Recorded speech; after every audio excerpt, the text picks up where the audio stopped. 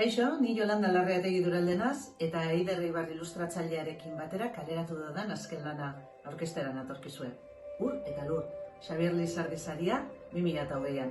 Ereinek argitaratu du eta 8-10 urte bitarteko aurrentzako egokia dela pentsatzen dugu. Ipuin honetan lur apoa eta urrigela dira protagonistak, baina urtzi urtsintxak ere bere biziko papera dauka. Bera izango baita lur apoari bere ametsen atzetik joateko behar duen bultzadatxoa emango diona, lagun ona.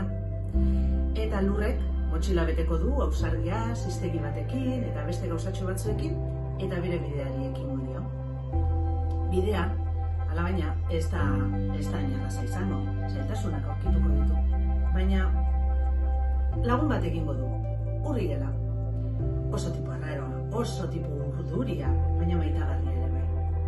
Eta bien arteko adiskidetasunari esker lortuko dute beraien ametsa. Ez ezik, besteen ametsak ere betetzea. Ipuin honetan